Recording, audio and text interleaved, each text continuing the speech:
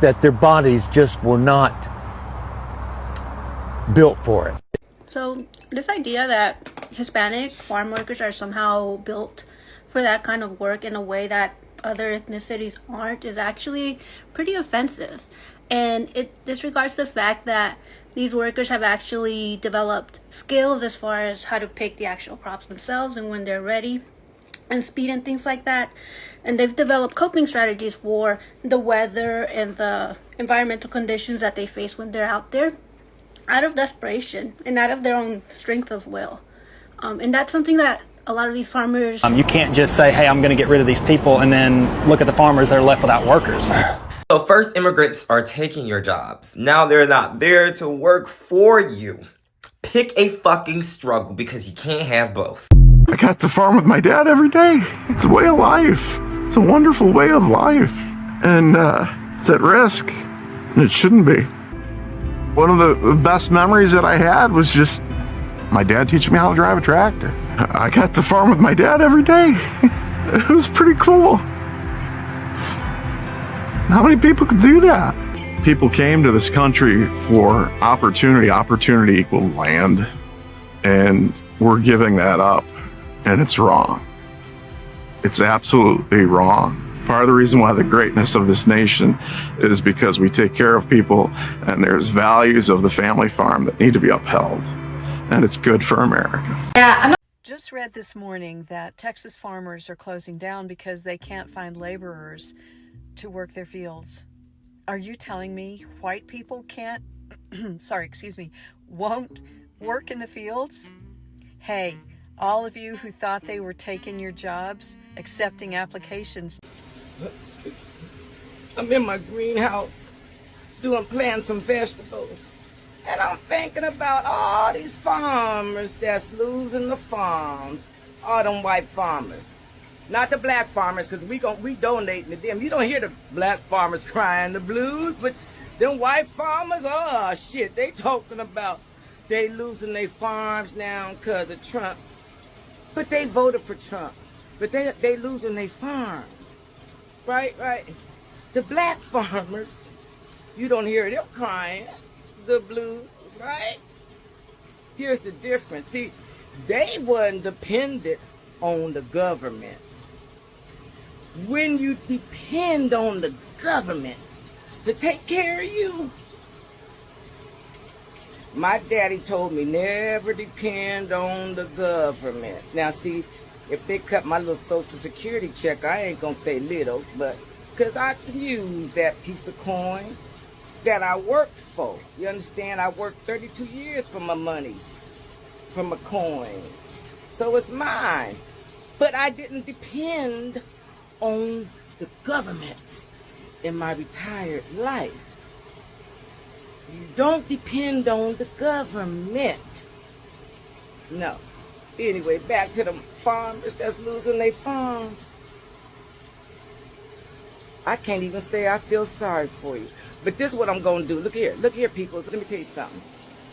Oh, look at here. This is going to be some good eating right here. You understand what I'm saying? Look here.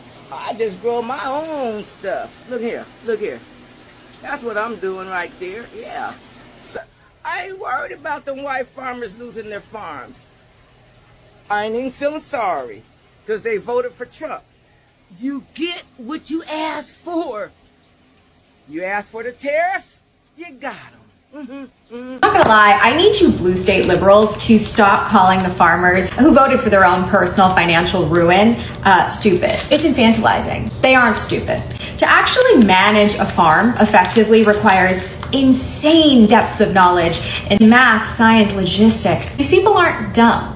But what they are learning, for I think in some cases the first time in their lives, is how expensive racism is. They heard Trump loud and clear when he said that he would deport their labor force and that he would tariff essentially all of the inputs they need to run their facilities. And they absolutely heard him when he claimed over and over again that the US gave too much to the world in aid, and therefore those aid streams, which most often include the food these farmers grow, would be cut.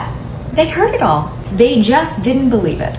They thought this was just Trump 1.0 and there would be enough adults in the room to say, hey, this is reckless. We can't do this because it will dismantle the economy. Yeah, a lot of farmers were hurt during the first Trump administration. Thanks to his reckless trade wars, particularly with China, a lot of them went bankrupt. And the bailouts that originally happened under Trump's first term didn't mostly even go to these small-scale farmers. It ended up going to big agribusiness. And I have a feeling, if past is prologue, we're going to see that happen again if bailouts happen at all. Because the reality is these people do not actually want to save these small-scale farms. People in this admin, like J.D. Vance, very specifically invested in things like Acre Trader. Their goal is for these farmers to go bankrupt so that they can consolidate, buy up huge swaths of their land, and make a fortune. So I'm not going to lie to you, there is very little incentive for anybody in this administration to actually give these farmers a bailout, no matter how angry and white and male they are. I doubt there are any farmers listening to this at the moment, but the billionaires do not care about you. They actually just want to take your stuff. So even if a bailout does come, and I doubt an effective one will,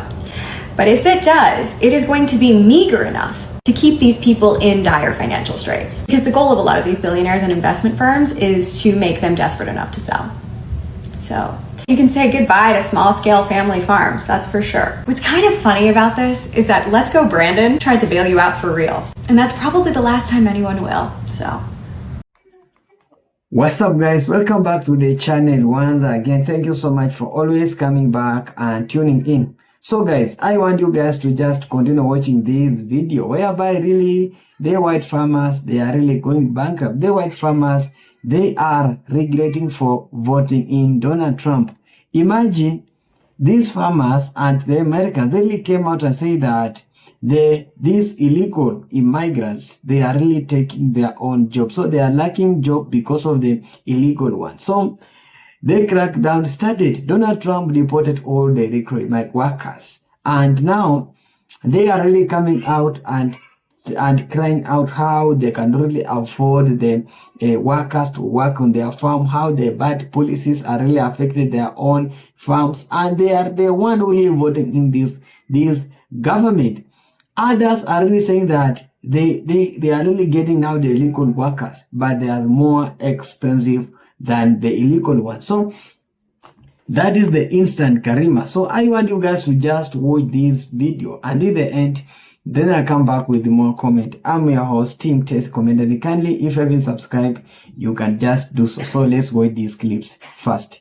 As a black farmer, it is hilarious when I hear white farmers complain about how they're losing their government subsidies and how they can't support their farms. My farm is closing down. You know, y'all acting just like a hoe acts like when their sugar daddy moves away, you know. You start crying because he don't leave that light bill money on the freaking nightstand he used to, huh? No, stop crying. Stop bitching. Your people have had centuries of a head start on black farmers. And yet, for some reason, every other video that I seen on damn Farm Talk, you know, the farm side of freaking TikTok, I'm seeing white farmers bitching, whining, and complaining. Excuse me, my people couldn't even read at one point. So why in the hell am I doing less bitching than you? You've been given everything. Imagine being so privileged that you're sitting on stolen land crying, Daddy government, come save me. I can't afford to pay for my stolen land. When President Obama was in office, we had a wonderful jolt of energy because we had an administration that said, we're going to have advanced biofuels power our country. And then Trump got in there and decided to have his trade wars again and everything else and to roll back all those environmental protections, and the ag economy started to tank. Joe Biden gets in there again. Hey, we're going to have advanced biofuels. We're going to have airline fuel that comes from corn-based ethanol. What happened? Prices went up again, up to an all-time high, right where they were. Trump gets back in there again. We're going to have a trade war, and boom. Prices are tanking again. When Trump said that migrants are stealing black jobs, we know the type of jobs he was thinking about. It's like this and this and this. But these are stereotypes. But you know what? I'm here at the 84th Grand Conclave of Mega Sci-Fi Fraternity. What better place to ask, what type of jobs do African Americans have? Because obviously, it's not the stereotype. Hey, what do you do for a living? I'm a retired New York City principal. What do you do for a living? I work in sales in Columbus, Ohio. What do you do for a living? I do technical sales. I build public safety networks. I'm a supervisor for a catering company for the airlines, so I make sure everybody's safe from going home at night. Software engineer. Kennedy Space Center. Attorney. We work for the district government. I'm an IT guy for Northrop Grumman. I'm an IT project coordinator on the Ohio Tech Festival. What I do for a living? I'm a software manager. Sales. I'm an NCIS agent, federal agent, and a polygraph examiner for them. I work for a nonprofit organization that supports families and individuals when they experience some level of trauma or stress. I'm the AVP of Program Management, manage project managers and business analysts all over the world. I am the chief meteorologist for Telemundo and for the NBC affiliate in Delaware. Got a question. What's up? What do you do for a living? I own my own restaurant. All right. What do you do for a living? I'm a social worker. I'm a student. I'm a student at Jacksonville State University. What are you studying? Psychology with a sports management minor. I am a school teacher. I'm an HR professional at FedEx. High school person. I work at the United States Military Academy in the admissions department. I'm a retired colonel, United States Army, 31 years. But my profession now is that I sell oil and gas. I am a physician. I do sports medicine and occupational medicine. I work in the Richmond, Virginia area. I currently attend the United States Military Academy, took a mission to be a second lieutenant in the United States Army. This is the first time in my life farming that I still have crop in my bins that I can't sell. Basically what we're getting out, a bushel of corn or a bushel of rice, would be like you making $5 an hour and trying to pay your bills at home. Mexico and China are the two biggest rice buyers for the United. They buy more rice off of us than anyone, and when they stop buying rice, we have nowhere to go with the rice. It won't be a trickle down effect. It will be like flushing a toilet if the ag industry collapses. Totally 100% dependent upon the Lord Jesus Christ. I surrender it to Him. Who did you vote for president? Mr. Trump. Right? Trump. Mr. Trump. If the election were today, Frank, would you vote for Donald Trump? No way. Couldn't happen. No. You voted for President Trump. So now, in this moment, you say you're in a free fall. What is your message to him? So I'm off the Trump train. Where I'm going for now is I got to protect my business. Thailand, a wheat farmer who says he's lost $400,000 since Trump took office. I think there was a lot of people who voted for him that want to stay loyal to him, but it's going to get to the point where financially, if it's between supporting the president or losing your family farm.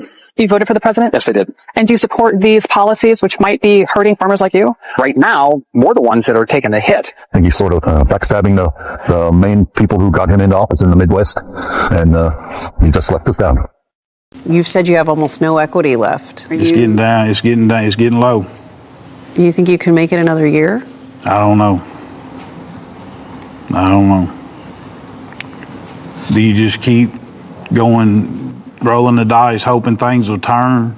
I mean, it's not looking good. We're going to take some of that tariff money that we made, we're going to give it to our farmers, who are, for a little while, going to be hurt until it kicks in. The tariffs kick into their benefit. Like most farmers we spoke to, Daniels and Carmack say they'd rather work their fields than rely on taxpayer money. It will help pay some bills, but that's not fixing the problem. It's a Band-Aid when we need stitches. Can you wait? Can you wait this out? Farm families can't wait. I hear it's affecting your health. Yes. 4 blood pressure pills a day. 3 different medicines. 2 years ago, none. What do you think about when you go to bed at night? What's going to be left in a year, 2 years? Am I the one that broke what started in the late 1800s? Never been angry? Oh, yeah. Oh, I'm totally mad. There's no reason for it. This is absolute stupidity. This is a man-made crisis caused by Donald Trump, period. John Bartman is a soybean farmer whose family has been working Illinois land since before the Civil War. This year, his crops, diligently planted, meticulously cared for, are losing their value. This is a yield monitor. This allows me to see instantly what my yield is doing. So this is 4,134. So that's roughly $40,000 worth of soybeans that we have harvested. And a couple years ago, that was easily $60,000. So that's a major change. This is the economics. It's what we do in this country. We export food. And we can't do that right now. Soybeans are the largest agricultural export from the U.S., valued at more than $24 billion last year, 52% of which was exported to China. But this year, soybean exports to China are down 51% compared with the same time period last year. The drop comes as China stopped buying soybeans from the U.S. and an escalating trade war. President Donald Trump insists farmers will win the trade war. Posting on Truth Social October 1st, "We've made so much money on tariffs that we are going to take a small portion of that money and help our farmers. I will never let our farmers down." John Bartman is skeptical. Bailout's not going to do it. Bailout, unfortunately, we need the money. Once you lose a customer like China, can you ever get them back? I sincerely doubt it. Why would they? As about qualifications or experience, it's always been about race and class. And America has always been some form of a job farm or a plantation. And what you see here is they're trying to set things in the order that they desire it to be in. Deport the brown, replace them with the blacks, and elevate the whites back to their rightful place as they see it. The press secretary is 27, the vice president is 40, and the secretary of defense is 44. It's not about experience. It's not about qualifications. It's about whiteness. 73% of air traffic controllers are white, 15% are Hispanic, 9% are black. So how is DEI the problem if 73% of the people doing the job are white? Now maybe the rest of you can see what some of us have been trying to tell you all along. Regarding all these farmers that are now crying about possibly losing their farms because they voted for Trump, this is why you absolutely should not feel bad for any of these farmers that voted for Trump. Now, the ones that didn't vote, yes, feel sorry for them, go support them, do whatever you need to do. But the ones that voted for Trump, do not feel sorry for them, and let me tell you why. I am a builder, and I've been building shit in Oklahoma City going on like 20 years now, and farmers are not stupid. If you have the ability to manage a farm and understand the weather, the climate, your machinery, the chemistry that goes into your crops, you are not a stupid person. You're just not. And especially when you come from generational farming, you have the ability to look ahead and predict what you need to survive. And so when you have two candidates where you have Kamala Harris on one side giving you a whole fucking list of shit that she's going to do for you and make your life better, and then you have Trump on the other side who can't even come out with a normal sounding sentence, and you still vote for that guy and you are a farmer, you are either racist or sexist or both. And they're only crying now because now they are being treated exactly how they voted for other people to be treated. Got that? They are being treated how they voted for other minorities, people of color, everybody else, poor people, sick people. That's how they voted for other people to be treated. And now they're the ones being treated that way by losing their livelihood, their homes, their income, their farms. So do not feel sorry for them. This is exactly what they had coming. Quick follow-up as to why exactly would Trump be doing this to farmers anyways, and I'm guessing 99% chance it's because he wants to bankrupt farms so his corporate buddies can come in and do a land grab. Basically what you have been seeing the last few years, major companies buying up a bunch of rental houses and jacking up the price of rents, and it's all going to corporations. It's probably something similar to let these farms go to foreclosure and his corporate buddies be able to come in, swoop them up, and now you've got bigger companies. Hello guys, welcome back. That is the repercussion of their choice, because these people, Donald Trump really promising the America people, the West farmers, that they will really protect, they will be protected. And he will make sure that all the illegal farmers or illegal immigrants being deported.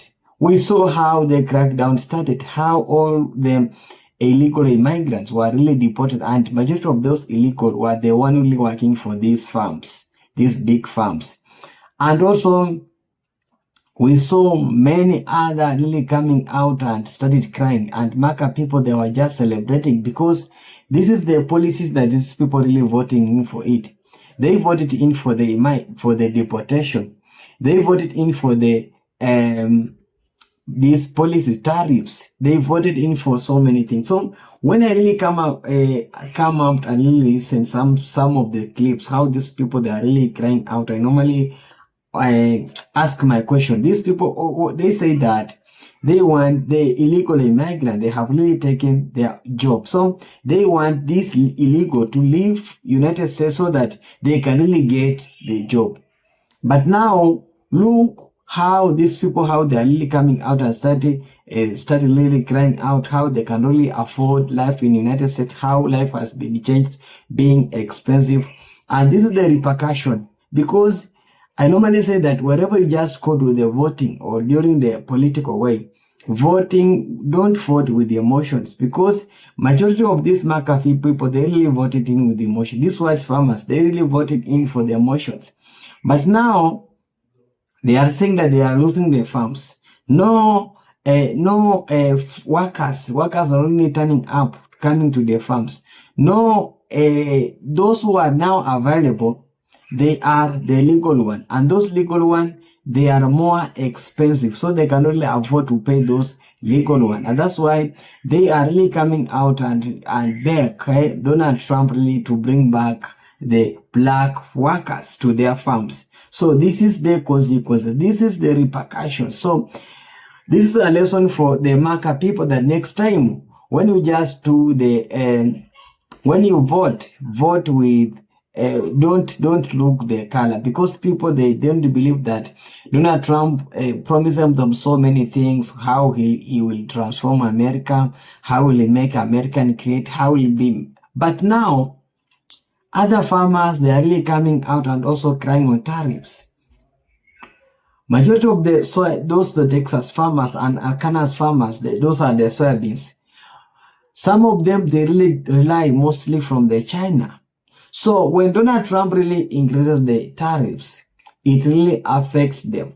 So they cannot even afford, maybe in China, China now looking at another alternative, like going to Brazil, working to Brazil or Argentina and leave United States. So some of them are really saying that they cannot really afford to pay loans, because majority of them, they really taking loans so that they can really fund their business, their farms. They take fertilizers are going. So a lot of commodities, they are now up. So they cannot really afford, and that's why they are losing their farms. And one thing I can also laugh how the black folks have been reacting on that. They are really saying that you really voted him for this. We want you. And that is exactly. The black American, they want them, that this man will not really make American clear. He will make American to follow. But they didn't listen. They were always right. With those minorities, people always coming back and really starting crying. So, and this is now the results of voting in. They are really losing their farms. They are making a lot of loss. They cannot afford even to, even to imagine you have a lot of cows. I've come across some of them clips of the white Idaho coming out, say that nobody can really come to milk their own cows. So no laborers are around. Nothing is really moving, and that's why they are now going bankrupt. They are really crying from the pain. But okay, fine, I feel them, but this is the repercussions. So they must pay for it. Donald Trump will never change America. And next time, this is a lesson for the people who may be planning for the marker. This is the next time that wherever you just do any choice, remember choice has the consequences. And this now, the consequences from these marker people, how they're really going the reality check.